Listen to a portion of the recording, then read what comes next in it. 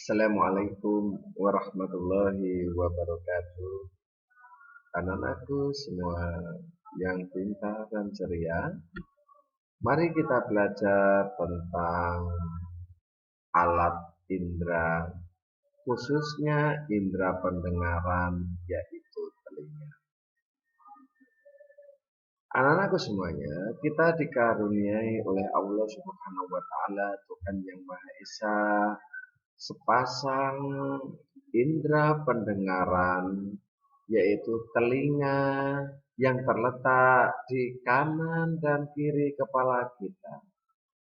Itu merupakan nikmat yang tidak terkira, yang seharusnya kita selalu bersyukur atas diberikan alat indera berupa telinga ini. Bagaimana cara kita bersyukur? Tentunya kita bersyukur tidak hanya mengucapkan hamdalah, namun dengan cara perbuatan yang nyata, yaitu mendengarkan sesuatu yang baik, mendengarkan nasihat orang tua, mendengarkan nasihat ibu bapak guru, mendengarkan nasihat kakak-kakak kita, orang yang lebih tua kita, di mana nasihat itu berguna untuk kita di hari kemudian. Anak-anakku semuanya, telinga. Yuk kita sama-sama lihat bagian-bagian telinga. Anak-anakku semuanya, inilah anatomi telinga atau bagian-bagian telinga. Coba lihat anak panah yang Bapak gerak-gerakkan ini. Yang ini adalah lubang telinga, dan yang bentuknya seperti siput. Ya, kalian tentunya sering melihat siput. Inilah yang disebut dengan rumah siput. Sedangkan dalam rumah siput ada juga yang dekatnya itu adalah saluran Eustachius. Apakah itu saluran Eustachius? Saluran Eustachius adalah saluran yang menghubungkan antara rongga telinga dengan rongga mulut. Di dalam telinga juga ada yang namanya tulang, yaitu tulang landasan, tulang sanggurdi, dan tulang martel. Nah, anak-anakku semuanya, di bawah tulang martel terdapat selaput gendang. Apa sih fungsi selaput gendang ini? Selaput gendang adalah selaput yang sangat tipis yang pertama kali bergetar apabila daun telinga menangkap adanya bunyi. Masih ingat bunyi kan? Bunyi itu diakibatkan oleh benda yang bergetar. Terus rambatannya merambat melalui udara, ditangkap oleh telinga kita. Nah, yang pertama kali menangkap adanya getaran bunyi, adanya gelombang bunyi adalah selaput gendang kita. Ya, selaput gendang kita. Nah, untuk itu, supaya selaput gendang kita tidak rusak, maka kita harus senantiasa menjaga kebersihannya. Namun tidak boleh dikorek-korek.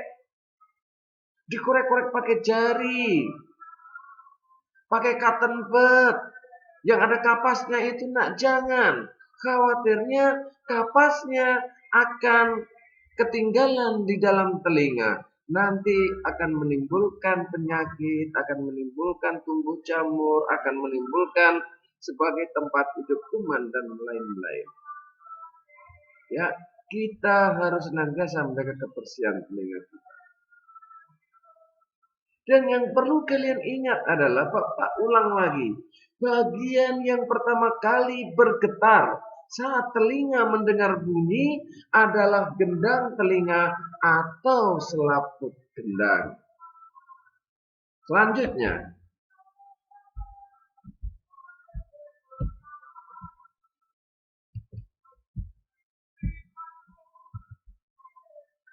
tulang pendengar. Anak-anakku semuanya, ada bunyi radio, bunyi televisi, bunyi berisik, bunyi gaduh, dan sebagainya. Bunyi masuk ke lubang telinga menggetarkan apa saja. Maka yang pertama kali digetarkan adalah gendang telinga, dilanjutkan getaran tersebut ke tulang martil. Tulang martil dilanjutkan ke tulang landasan, dan tulang landasan dilanjutkan ke tulang sanggurdi.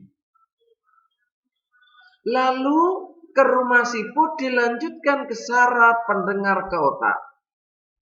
Nah, di sini Bapak buatkan animasinya ya nak ya. Ingat, sumber bunyi dan atau bunyi pertama kali masuk melalui gendang telinga yang digetarkan, diteruskan ke tulang martil, dilanjutkan ke tulang landasan, terus yang terakhir adalah tulang sanggurdi. Lalu apakah gunanya rumah siput? Rumah siput gunanya adalah untuk melanjutkan getaran bunyi tersebut ke saraf pendengar yang ada di otak. Otaklah nanti yang akan mengidentifikasi ini bunyi suara A, ini suaranya si B, ini suaranya si C. Otaklah yang akan mengidentifikasi bunyi-bunyian tersebut. Ini bunyi kecil, ini bunyi besar atau bass, ini bunyi sopran, dan sebagainya. Itu yang mengidentifikasi adalah otak. Ya. Selanjutnya anak-anakku semuanya, manusia itu hanya bisa mendengar bunyi yang frekuensinya, yang gelombang bunyinya antara 20 sampai 20 ribu Hz atau 20 sampai 20 ribu getaran per detik. Itulah yang disebut dengan bunyi audiosonik. Ingat ya, bunyi yang frekuensinya antara 20 sampai 20 ribu getaran per detik itu disebut bunyi audiosonik. Sedangkan bunyi yang frekuensinya lebih dari 20 ribu getaran per detik disebut bunyi ultrasonik. Kalau kecepatan namanya supersonik. Jangan sampai kebalik. Bunyi yang frekuensinya di atas 20 ribu getaran per detik disebut bunyi ultrasonik. Sedangkan bunyi yang getarannya di bawah 20 per detik disebut bunyi infrasonik. Bapak ulangi, bunyi yang frekuensinya di bawah 20 getaran per detik disebut bunyi infrasonik. Anak-anakku semuanya, namun walaupun manusia tidak dapat mendengar bunyi infrasonik ataupun bunyi ultrasonik, ada hewan-hewan tertentu yang mampu menangkap getaran tersebut, yang mampu mendengarkan bunyi tersebut. Ya, misalnya kelelawar. Kelelawar mampu mendengarkan bahkan menggunakan bunyi ultrasonik untuk terbang dan menangkap mangsanya. Nanti di kelas 6 kalian akan dipelajari lebih lanjut. Namun Bapak sampaikan sekarang sedikit aja.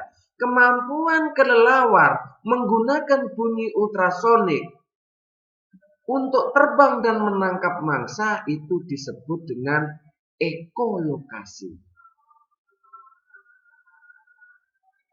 Bukan hanya kelelawar, lumba-lumba, ikan pesut, lumba-lumba yang ada di lautan bebas, ikan pesut mahakam yang ada di Pontianak, Kalimantan sana, itu juga sama menggunakan bunyi ultrasonik untuk berkomunikasi dengan sesamanya.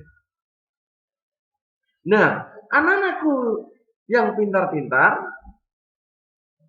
ternyata ada beberapa hewan ya yang mampu mendengarkan bunyi ultrasonik. Kelelawar, lumba-lumba. Mungkin kalian bisa menyebutkan jenis hewan-hewan lainnya.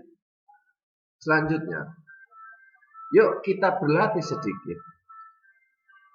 Evaluasi tentang telinga. Saluran telinga yang berhubungan dengan rongga mulut adalah apa anakku semuanya? Saluran telinga yang berhubungan dengan rongga mulut adalah saluran Eustachius. 2. Saraf keseimbangan terletak pada rongga telinga bagian mana? Luar atau dalam? Tentunya di bagian dalam. Anak-anak semua, yang nomor 3 terakhir. Tulang-tulang pendengar pada telinga adalah apa tadi? Ayo, ada yang bisa? Tulang-tulang pendengar pada telinga adalah tulang martil, tulang landasan, tulang sanggurdi. Nah, itu evaluasi tentang telinga. Bapak mengucapkan selamat belajar, selamat berlatih. Semoga video singkat ini dapat bermanfaat. Terima kasih. Wassalamualaikum warahmatullahi wabarakatuh.